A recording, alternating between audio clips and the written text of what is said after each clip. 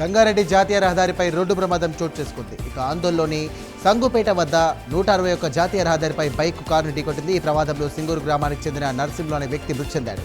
ఇక మరొకరికి తీవ్ర గాయాలయ్యాయి.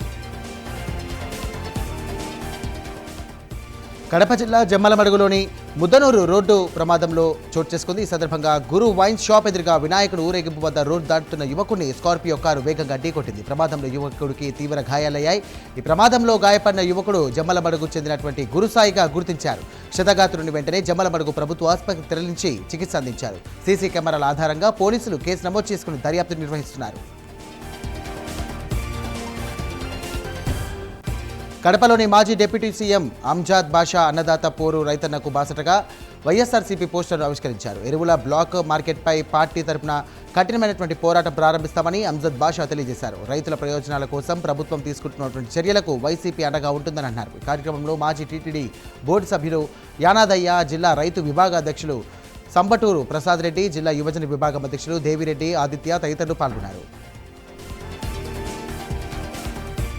ములుగు జిల్లా వెంకటాపురంలోని పాఠశాలలో మండల స్థాయి టీచింగ్ లెర్నింగ్ మెటీరియల్ మేళా నిర్వహించారు. ఈ మేళాలో ఉపాధ్యాయులు ప్రదర్శించినటువంటి ఎగ్జిబిట్లను ఎంఈఓ కాంప్లెక్స్ ప్రధాన ఉపాధ్యాయులు పాల్గొన్నారు. ఇక సందర్భంగా పరిశీలించారు. వెంకటాపురం నుంచి 40 పాఠశాలల ఎగ్జిబిట్లు ఈ మేళాలో ప్రదర్శించారు. తెలుగు, ఇంగ్లీష్, పరిసర విజ్ఞానం, లెక్కల సబ్జెక్టుల గురించి ఉపాధ్యాయులు తయారు చేసినటువంటి ప్రదర్శించినటువంటి ఎగ్జిబిట్లను ఎంతగానో ఆకట్టుకున్నాయని అన్నారు.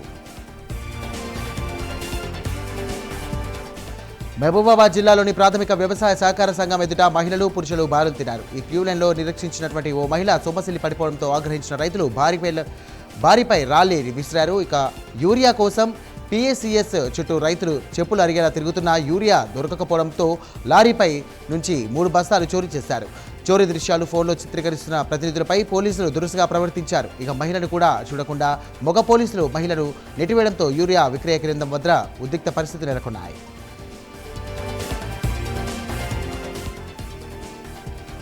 అన్నమయ్య జిల్లా మదనపల్లికి విచ్చేసినటువంటి మంత్రి సత్యకుమార్ యాదవ్కు కూటమి నాయకులు, కార్యకర్తలు ఘన స్వాగతం పలికారు. మదనపల్లిలో స్థానిక శ్రీకృష్ణ కళ్యాణ మండపం నందు సత్య అన్నతో ఆత్మీయ సమ్మేళనం కార్యక్రమానికి ముఖ్య అతిథిగా మంత్రి సత్యకుమార్ యాదవ్ విచ్చేశారు. కూటమి నాయకులు మంత్రి సత్యకుమార్ యాదవ్కు ఘన స్వాగతం పలికి పుష్పగుచ్చాలు అందించి ఘనంగా సన్మానించారు.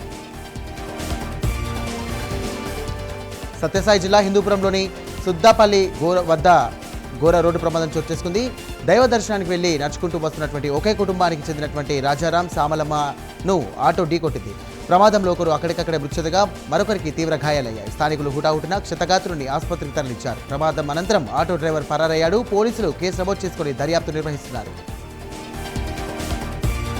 ప్రకాశం జిల్లా మార్కాపురంలో టిప్పర్కు పెను ప్రమాదం తప్పింది. మార్కాపురంలోని టిప్పర్ అన్లోడ్ చేసుకుని తిరుగు ప్రయాణం చేస్తుండగా గజ్జలకొండ వెళ్లే క్రమంలో రైల్వే ఫ్లైఓవర్ మీదికి రాగానే డ్రైవర్ నిద్రమత్తులోకి జారుకున్నాడు. లారీ డివైడర్ను ఢీకొట్టింది. ఈ కింద పడకుండా ముందు భాగంలో గాల్లో ఆగిపోవడంతో పెను ప్రమాదం తప్పింది. ఘటన సమయంలో టిప్పర్ డ్రైవర్ ఒకరే ఉండడంతో ప్రాణ నష్టం జరగకపోవడంతో స్థానికులు ఊపిరి పీల్చుకున్నారు. అనకాపల్లి జిల్లా శారదా నదిలో APS DRF బృందాలు గాలింపు చర్యలు కొనసాగుతున్నాయి. శారదా బ్రిడ్జిపై నుంచి దూకి ఆత్మహత్య చేసుకున్న యువతి కావ్య మృతదేహం గాలింపు చేస్తున్నారు. మృతురాలు అనకాపల్లి గవరపాలెంకు చెందినటువంటి బుద్ధ భూలోక నాయుడు 2వ కుమార్తె కీర్తిగా గుర్తించారు. శ్రీకాళహస్తిలోని జయరాంరావు వీధిలో అక్రమంగా తరలిస్తున్న రేషన్ బియ్యాన్ని పోలీసులు పట్టుకున్నారు. 1వ తేదీ నుండి 15వ తేదీ వరకు ఈ రేషన్ మాఫియా జోరుగా సాగుతూ ఉన్నటువంటి వేళ అధికారులు చూసి చూడనట్టుగా వ్యవహరిస్తున్నారన్న ఆరోపణలు బలంగా వినిపిస్తున్నాయి. ఇకనైనా అధికారులు చొరవ తీసుకుని రేషన్ మాఫియాను, అలాగే బియ్యం మాఫియాను వెనుక ఉన్నటువంటి అసలైన వ్యక్తులను గుర్తించి చర్యలు తీసుకోవాలని ప్రజలు డిమాండ్ చేస్తున్నారు. పశ్చిమ గోదావరి జిల్లా నర్సాపురంలోని మల్లవరం లంక గ్రామంలో ఉద్రిక్తత నెలకొంది. గ్రామంలోని రావి చెట్టు చుట్టూ స్థానిక యువకులు అంబేద్కర్ ఫ్లెక్సీలు కట్టారు. ఈ చెట్టుకు తాము పూజలు చేసుకుంటున్నామని, ఉద్దేశపూర్వకంగానే అంబేద్కర్ ఫ్లెక్సీలు కట్టారని హిందువులు ఆగ్రహం వ్యక్తం చేశారు. తాము పూర్వం నుంచి ఇదే ప్రాంతంలో ఫ్లెక్సీలు కట్టుకుంటున్నామని, గతంలో కట్టినటువంటి ఫ్లెక్సీలను తెలియని వ్యక్తులు చించివేశారని ఆరోపించారు. దీంతో అంబేద్కర్ యువజన సంఘం సభ్యులు కొత్త ఫ్లెక్సీలను ఏర్పాటు చేసుకున్నారు. ఇక ఫ్లెక్సీలను వెంటనే తొలగించాలని హిందువులు డిమాండ్ చేశారు. పోలీసులు ఘటనా స్థలానికి చేరుకుని ఇరువురికి సర్ది చెప్పగా అంబేద్కర్ సంఘం సభ్యులు ఫ్లెక్సీలను తొలగించారు. కాకినాడ జిల్లా పెద్దాపురంలోని సామర్లకోటలో ఆకస్మికంగా వర్షం ప్రారంభమైంది. ఉదయం నుంచి పొడిగా ఉన్నటువంటి వాతావరణం సాయంత్రం తర్వాత మేఘావృతమై చిరుజల్లుతో వర్షం కురిసింది. ఈ అనూహ్య వర్షంతో RTC complex, railway station centre వద్ద ప్రయాణికులు, చిరు వ్యాపారులు తీవ్ర ఇబ్బందులు ఎదుర్కొన్నారు. కొద్దిసేపు వర్షం వెంటనే ఎండతో వాతావరణం మారిపోవడంతో ప్రజలు అసౌకర్యానికి లోనయ్యారు. కాకినాడలో ఈద్ మిలాదున్ నబీ వేడుకల్లో పాలిస్తీనా దేశం జెండా పట్టుకుని ర్యాలీ నిర్వహించారు పలువురు. ఈ క్రమంలో ఈ ఊరేగింపుకు సంబంధించినటువంటి 4 కార్లను కూడా పోలీసులు అదుపులోకి తీసుకున్నారు. వారి కార్లను సీజ్ చేసినట్లుగా సిఐ ఎం నాగా దుర్గారావు తెలియజేశారు. నెల్లూరు జిల్లా అనంతసాగర మండలంలోని వారం రోజుల క్రితం బుచ్చిరెడ్డిపాలెం టోల్గేట్ వద్ద పట్టుబడ్డ 75 బస్తాల రేషన్ బియ్యం పట్టుకున్నారు. 2 రోజుల కిందట ఇనగలూరు గ్రామంలో 250 బస్తాలను అధికారులు సీజ్ చేసిన విషయాన్ని మరవకముందే సాగరంలోని అక్రమంగా తరలిస్తున్నటువంటి 100 బస్తాలు రేషన్ బియ్యాన్ని అధికారులు పట్టుకున్నారు. లంచాలకు ఆశపడి రేషన్ బియ్యం మాఫియాకు అధికారులు సాయం చేస్తున్నారని విమర్శలు వినిపిస్తున్నాయి. ఇకనైనా సంబంధిత శాఖ అధికారులు అడ్డుకట్ట వేయాలని మండల ప్రజలు కోరుతున్నారు. రంగారెడ్డి జిల్లా ఇబ్రహీంపట్నంలోని తుర్కాయ్ అంజల్ మున్సిపాలిటీలో గల మసడ్ చెరువుల వద్ద నిమజ్జనాన్ని ట్రాఫిక్ డీసీపీ శ్రీనివాస్ పరిశీలించారు. తెల్లవారుతున్నా కూడా వినాయకుడి వాహనాలు తరలిస్తున్నారు. ఇక దీంతో అధికారులు నిమజ్జన కార్యక్రమాలు శరవేగంగా కొనసాగిస్తున్నారు.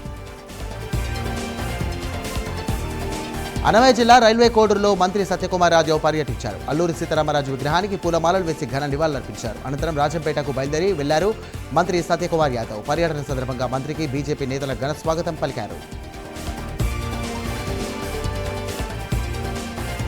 ఖమ్మం నగరంలోని గాంధీ చౌక్ వద్ద స్తంభాద్రి ఉత్సవ కమిటీ ఆధ్వర్యంలో ఏర్పాటు చేసిన శోభాయాత్రను మంత్రి తుమ్మల నాగేశ్వరరావు ప్రారంభించారు. జిల్లా కలెక్టర్ అనుదీప్ దురిశెట్టి అనతి కాలంలోనే నుంచి మంచి కార్యక్రమాలు చేపడుతున్నారని అన్నారు. గణేష్ నిమజ్జన వేడుకలను స్నేహపూరిత వాతావరణంలో జరుపుకోవాలని సూచించారు.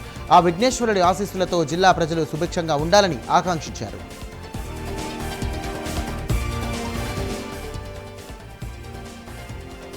ఖమ్మంలోని ముదిగొండలో నిర్వహించిన వినాయక విగ్రహ నిమజ్జన కార్యక్రమంలో అపశృతి చోటు చేసుకుంది. నిమజ్జనానికి వెళ్లి చెరువులో యువకుడు గల్లంతు కాగా స్థానికులు మృతదేహాన్ని వెలికి తీశారు. ఘటనా స్థలానికి చేరుకున్నటువంటి పోలీసులు మృతదేహాన్ని పోస్ట్ నిమిత్తం ప్రభుత్వ ఆసుపత్రికి తరలించారు. వినాయక నిమజ్జనం రోజు అప్పటి వరకు తమతో సంతోషంగా గడిపిన యువకుడు మృతి చెందడంతో బంధువులు, స్నేహితులు దుఃఖంలో మునిగిపోయారు.